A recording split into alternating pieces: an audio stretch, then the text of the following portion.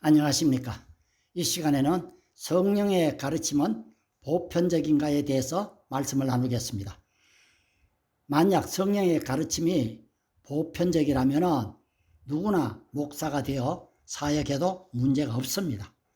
그러나 성령의 가르침을 받는 자는 따로 있습니다. 성령 세례를 받아야 제자들처럼 사역을 시작할 수 있습니다. 왜 세례 요한이 내 뒤에 오시는 분이라며 그가 불과 성령으로 세례를 준다고 했습니까? 물세례는 보편적이요 의식적으로 회개의 세례를 받은 자에게 줍니다. 그런데 현실 교회는 회개의 세례를 받지 않은 자에게도 물세례를 줘 세례교인이라 합니다. 모의고사를 치고 합격했다고 함과 같다는 말입니다. 회개의 세례로 죄를 자복한 자에게 물세례를 통해 세례의 의미인 주님과 함께 죄를 죽이고 죽인 죄를 무덤에 장사 지내고 주님과 함께 부활하여 새 생명으로 살아라고 체험시키는 의식이 물세례입니다. 만약 회개의 세례도 거치지 않은 자가 목사라면 유치원 선생을 대학 교수로 세운 것보다 심각한 것입니다.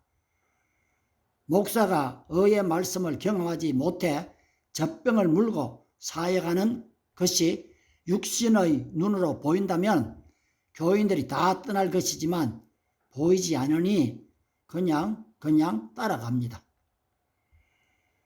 예수님이 3년 반 양육한 제자들의 수준은 어부 출신의 세리 정도였고 가장 유식한 자가 가룟 유다입니다. 저들이 사도가 되어 복음 사역의 첫 주자들로 사역의 근본은 성령의 가르침을 받는 것이었습니다. 성령의 가르침을 받기 위해 저들은 성령을 기다렸고 드디어 불과 성령으로 세례를 받고 사역을 시작했는데 그럼 성령 세례 없이 사역하면 안 됩니다. 성령의 가르침이 없이 사역을 한다면 자격증 없는 직업적인 생계형이 됩니다. 성령의 가르침이 직통 계시처럼 임하는 것이 아니라 기록된 말씀을 통해 주어집니다. 히브리서 5장 13, 14절을 보면 단단한 식물은 장성한 자의 것이니 저희는 지각을 사용함으로 연단을 받아 선악을 분별하는 자들이니라. 앞서 12절부터 선생의 자격 요건을 말하면서 장성하지 못한 자는 의의 말씀을 경험하지 못한 자가 선생이 될 수 없다고 했습니다. 의의 말씀을 경험한 장성한 자에게 성령의 가르침이 있는데 지각을 통해 기록된 말씀을 깨닫게 해 주십니다. 그럼 신앙나와 목사된 자와 의의 말씀을 경험한 자가 동일한가? 아니지요. 만약 성령 세례를 받지 않았다면 목사는 양떼를 먹이는 자로 자신이 의의 말씀도 경험하지 못했는데 어떻게 남을 가르치려고 교회를 개척할 수 있습니까? 그래서 생계형 목사란 말이 나온 것입니다. 스스로 살펴 그만두는 것이 남의 생명을 죽여 그 핏값을 치루어야 하는 것보다 낫습니다.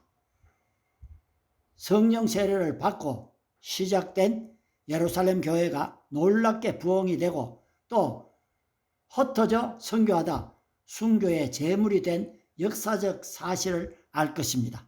그럼 왜 그렇게 부흥했던 교회가 다 사라지고 말았을까요? 계시록의 소아시아 7교회가 왜 사라졌는가입니다. 18세기에 수많은 선교사를 파송한 영국의 교회 건물이 왜 관광지로 변했나요? 왜 한국 교회가 놀라운 성장으로 세계 랭킹 5대 교회가 있는데 지금 주일학교가 거의 사라졌는가입니다. 주님이 제자들에게 성령을 기다리라고 했지만 만약 성령 세례를 받지 않고 사역을 시작했다면 어떻게 되었을까요? 우리가 착각하는 것은 교회 건물과 교인 숫자를 부흥 기준으로 하므로 교인들에게 복과 형통이 예수 믿는 목적으로 인식시킨 결과인 것입니다. 이렇게 대형 교회가 되었다면 남은 것은 내리막길밖에 없는 것입니다. 성령 세례 받지 않고 성령의 가르침 없는 현실 교회 목사는 지옥 가면은 그제서 깨닫게 됩니다. 지금이라도 성령 세례를 받기 위해 회개하며 기도에 들어가야 합니다. 감사합니다.